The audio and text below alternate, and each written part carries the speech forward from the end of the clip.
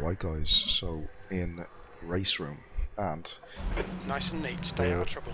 The reason being is because I have been looking for a touring car fix over the last little while. I've done a couple of races in RaceRoom, was really impressed, but then I jumped out of RaceRoom and kind of went into the BTCC content in R-Factor 2, which after a lot of fiddling with the force feedback is actually quite good.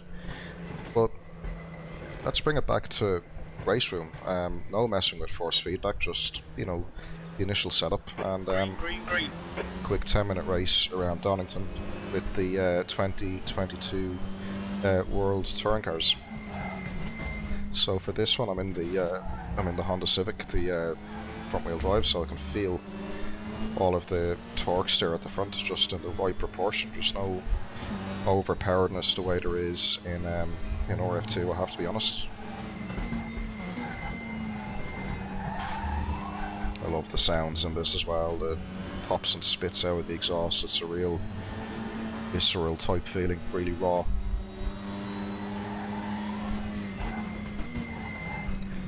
I can feel and hear the tyres as well, and I can actually feel the steering under braking. The force feedback guys in RaceRoom, I have to say, I haven't driven every car in it, right, but everything I have driven, it has been absolutely superb, I have to say. And I'm not a RaceRoom racer at all, but I have to admit, I am impressed with the force feedback and the actual driving physics of this game. It feels really, really nice, really rubbery, so the car feels arguably the way a car or tyre should. Just overshot that a little bit. But yeah, it feels nice and rubbery. It's not too sharp. It's everything in the right amounts, I think.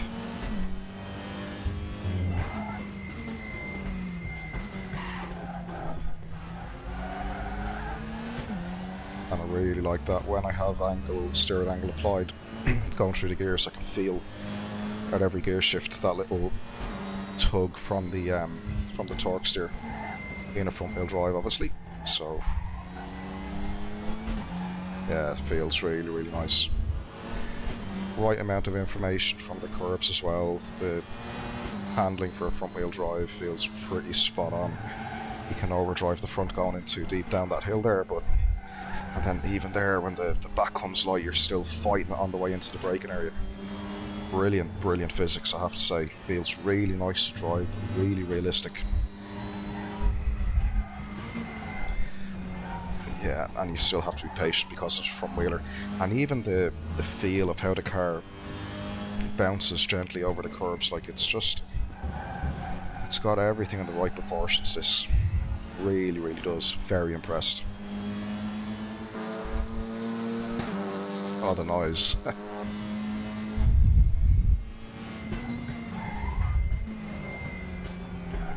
I'll tell you, man. Oh, he's very slow through there.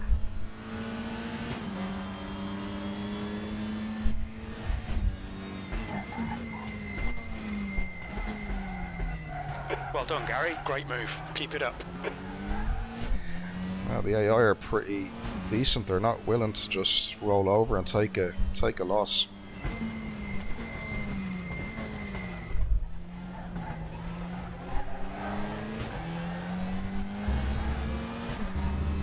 I'm really impressed with this, guys. Really impressed. The leader has just done a 139.50. That was a 139.58. The guy behind has just done a 139.00. Yeah. This is every bit as good, if not better, than the R-Factor stuff. And I don't want to be too harsh for saying that, but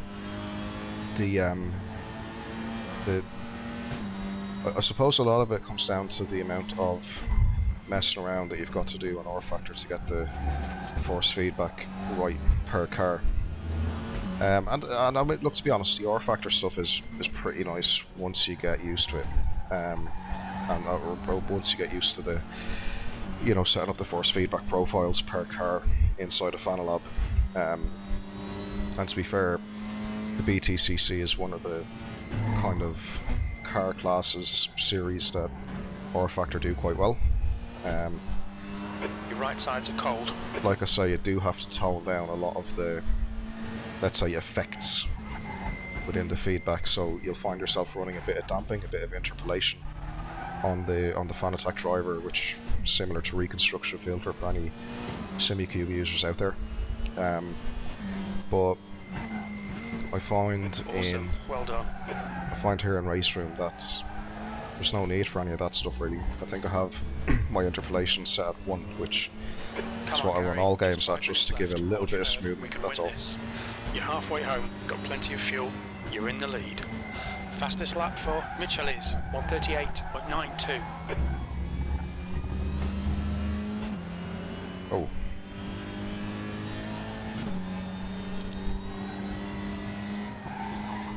Oh, lift off oversteer there at the high speed. That's Kona, 1:37.10.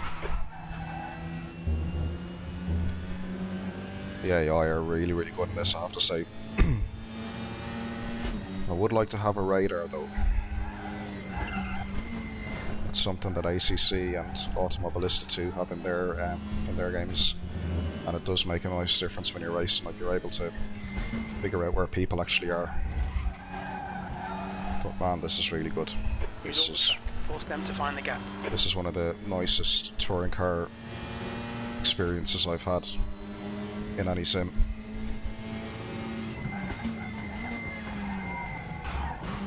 He's forced me out of onto the rubble.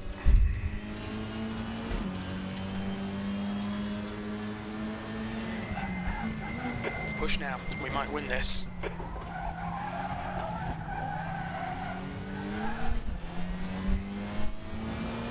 Nice pass.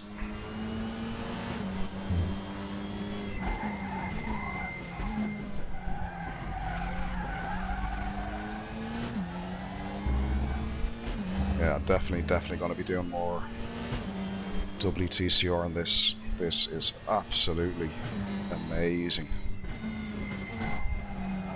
Very fun car to drive, enjoyable, feels right, force feedback is brilliant, AI is is brilliant. Oh man, this is like, for touring cars, this is the total package, I think. Like, this is really good.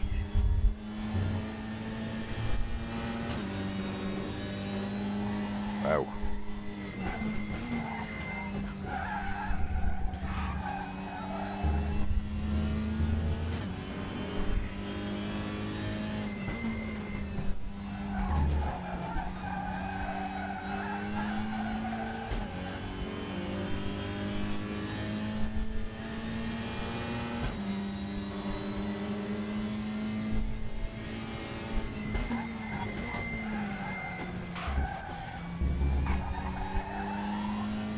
Got a nice exit there for once. Yeah, pulled out a bit of a gap. I tell you, the AI are matching me for pace, and they're actually just 2 minutes left. 2 minutes to go. Quite smart about where they put the car as well. This is brilliant, guys.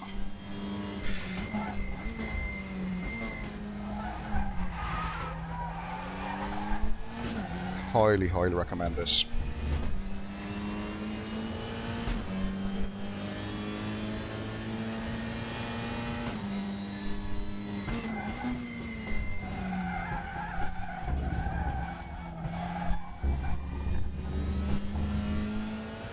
Yeah, what I like about it, when you hit the curbs and stuff, it's not too overpowering or any of that rubbish. It's just really nice.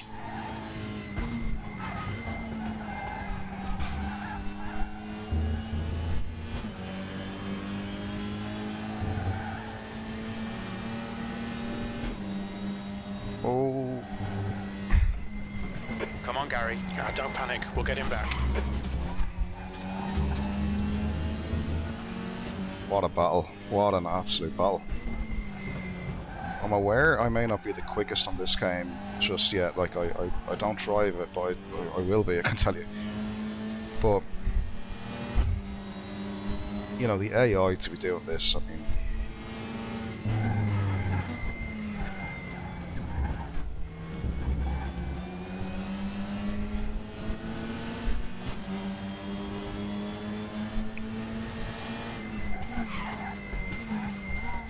Trying to stay out, locking up. Keep it tight. Oh, 20 seconds to go, 19 seconds. Will we get one more lap?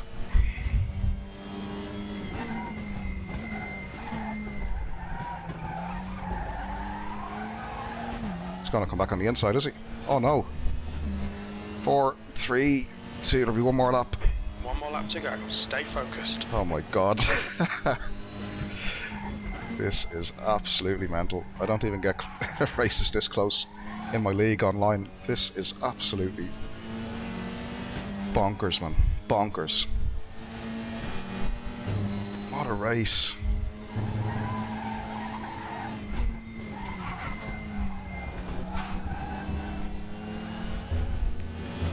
I think he has to pace on me in this middle sector.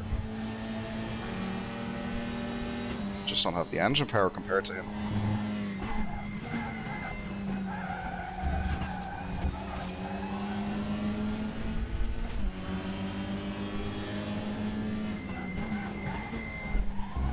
Oh shit, he's sticking around the outside.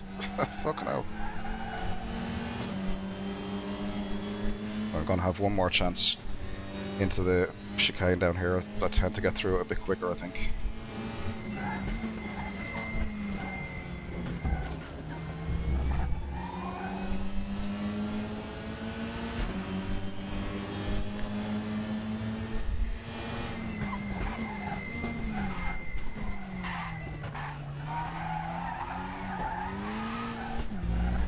Oh, come on.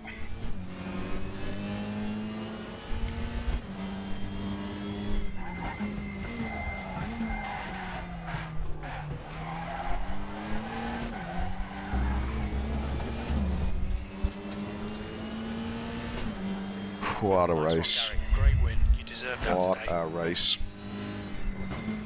Holy... Wow. Wowzers. Tell you guys, we will look at the replay of that in a minute. That was absolutely epic. Yeah, let's just jump to the replay and let's pick up some thoughts on this. Alright guys, so I mean, what do you make of that? Like, just absolutely bananas. How that one played out. Definitely one of the closest races I had in any sim against anyone really. Like even humans. I mean, what a finish! What a crazy finish to that race. The one thing I really loved about this was the enjoyment of driving it, and what added to it was the actual feel. You know, it's a front wheel drive car, and it felt and behaved in that way. Like I could feel the diff as I was changing the gears. When I had kind of, you know, lift off the accelerator, you could feel the lift off like oversteer slightly based on the. I'm sure it's a safe-ish setup. I haven't done anything to the car, but wow, like what a race. And just looking at the field as well. I mean, yeah, I think how the car felt was the standout for me, and not only how it felt, but how it also interacted with the bumps and the curbs and stuff like that.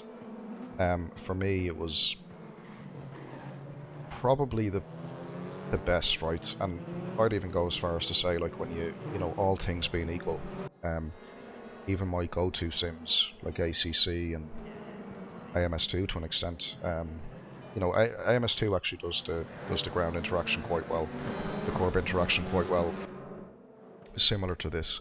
ACC sometimes has a bit of a, let's say, a roughness to it when you have the curb interactions. Cars bounce around a lot more. They seem to be, you know, it's almost like you've driven off a footpath sometimes with the curb interactions in ACC. On some of them, not all of them, but some of them.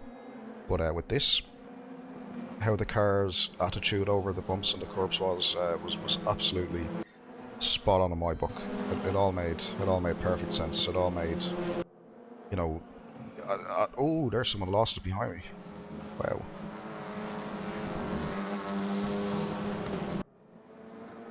Let us just jump back and have a look. See what happened there.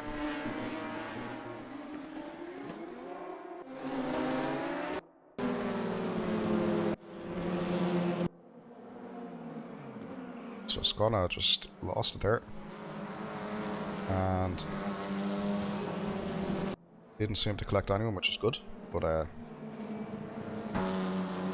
yeah.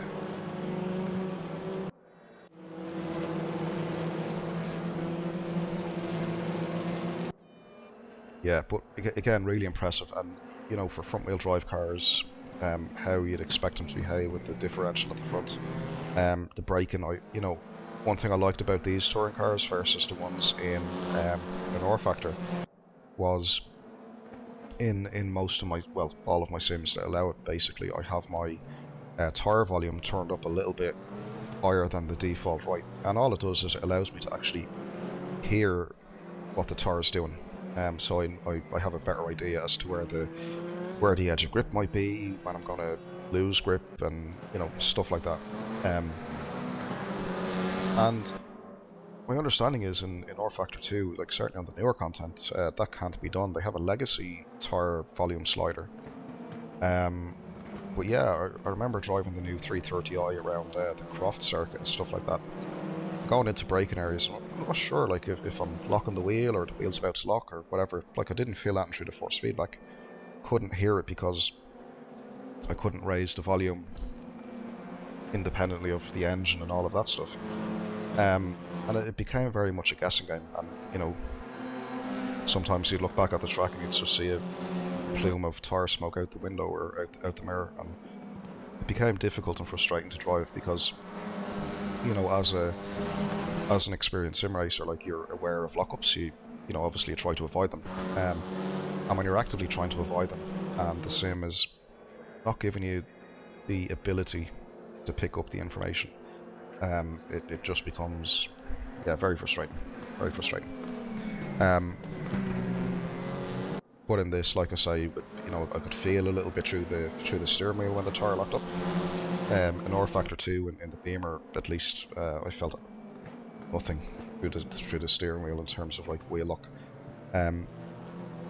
which wouldn't be the case. I mean, you know, if one wheel locks, you're gonna have a pull to the opposite side because there's more grip versus the side that's locked up. You know, so that just became a bit of a frustration point for me with the BTCC models, but they were still very nice to drive, I have to say. Just frustration on certain bits, but still nice to drive nonetheless.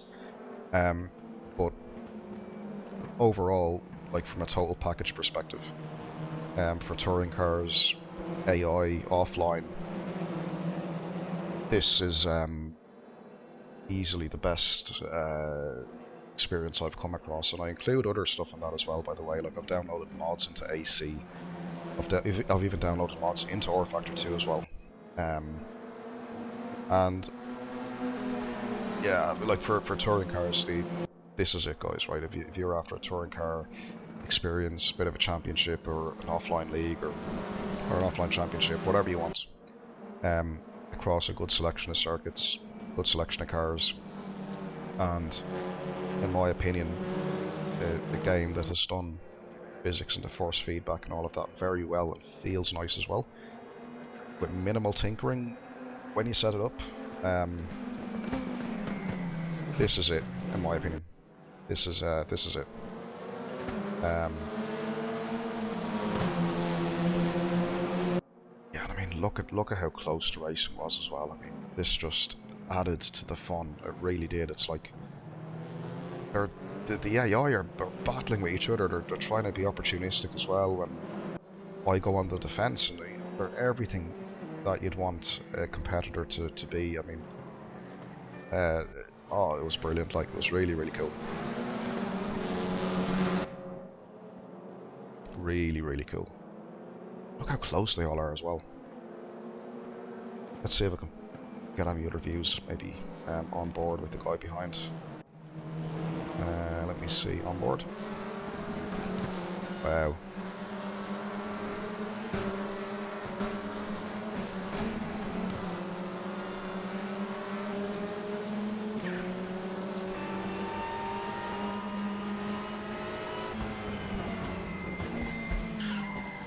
Okay, so this is the back of my car. This is, man.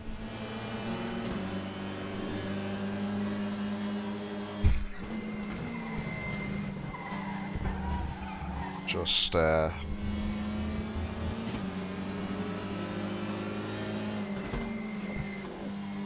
you want one of the back-faced views.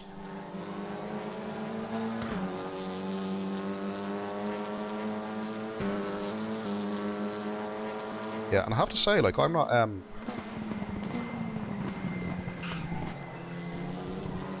let's go back to a TV camera in case we miss any action. But I have to say, like, I'm certainly not a RaceRoom fanboy. Like, I barely play the sim. I have it downloaded and I jump into it from time to time. And like I say, what I have driven, I've driven these. Obviously, I've driven a bit of Formula 3. And that felt really good too, by the way. I'm gonna do a video on those too. But like I say, what I have driven, I've been really impressed with. Really impressed. And I think this just is, you know, I mean, the video sells itself, doesn't it? Really. You don't need me to convince you. I don't think. Let me just skip forward. Okay, so here's the battle. Battle starts around here, so let's what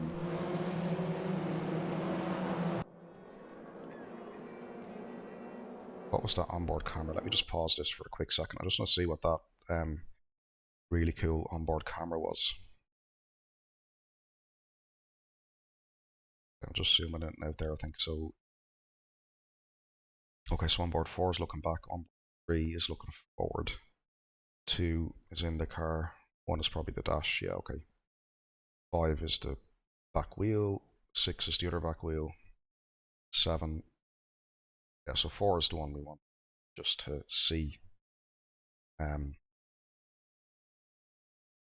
let's go to 4 then.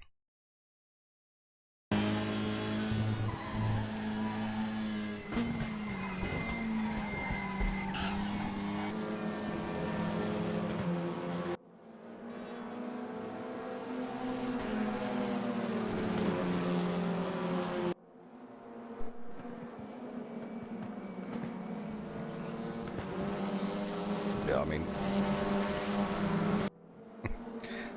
absolutely nuts. Normally I'd cut the video here, right, because I normally don't give my little wrap-up thoughts and watch the replay for this long, but given the race that I've just had, like, I mean, it'd be rude not to, wouldn't it?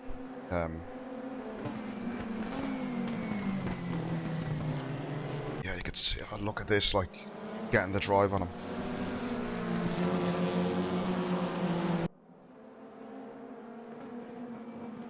The inside, trying to hold it there. See, I learned from the previous lap that the Audi had actually gone and done the undercut. I didn't expect the blue car there to hang on the outside. What's his name? Bjork. Like, wowzers, like. And then I think on this, gets to run back up the start straight. I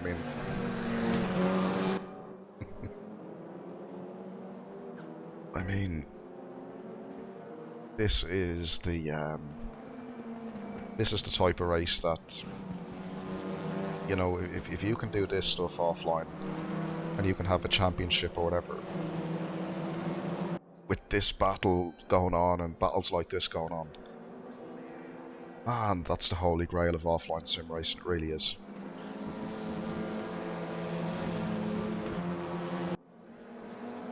Bearing in mind, like, my hours in RaceRoom, guessing is less than 10, I think. It's really not that much, like, you know, and I tell you, I'll be doing more. Be doing more, that's for damn sure. And what I like about this is as well, like, you know, I was racing these guys like almost like I'd race humans, you know, probably, okay, I was a bit more rough with them, but they were sensible as well, the AI. They were never going to kill me, they were never going to do something stupid. And I mean, right down to the last lap here.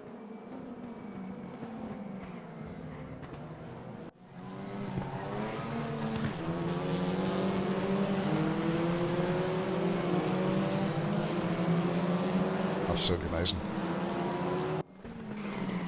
Oh, look at the rear locking up as it cocks up on the brakes. Wow. That's really cool. I like that. I like that. Almost a photo finish. I tell you guys, I've said it probably about 20 times in this video. The physics, the driving experience, the AI, the battle, just everything, the force feedback, the whole lot was just in perfect proportions. One thing I want to do actually before I wrap this video up, invariably, I remember when I set this game up, I had a few issues with the force feedback to the point where I had it installed originally, then I uninstalled it, and then maybe about 2 months ago, whatever it was, I reinstalled it, gave it another go, and yeah, it just as it happens, I wasn't configuring the force feedback in here correctly. So here's what I have for my settings. Right, I'm running a DD2. So here's my in-game settings. So just have a look at this for a minute. Right, the big one, inverted force feedback for me was selected. My overall FFB strength in game, 70%. The linearity is set to 100.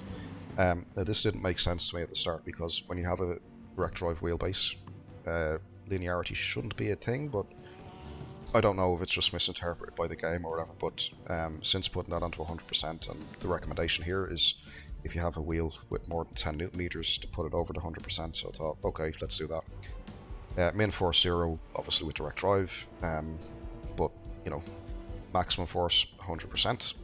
Stationary friction I just left, I think, as it was, and then vibrations, bump amplifications, and gear shift effects I have turned off. Now, I know I did say in the video that when I had the steering wheel turned and I shifted, I could feel the diff, if you like almost like slamming each gear shift, and that, I'm guessing, is just down to maybe the suspension, the front wheels pulling, which they do in a car with a front LSD.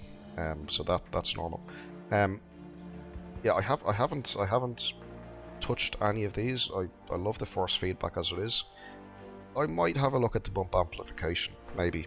I don't know, but what I've driven there has been absolutely one of the best FFBs that you could ask for. And then anything above this, like if you want a bit of extra bump amplification or whatever, at that point you're just tweaking a little bit. But let me actually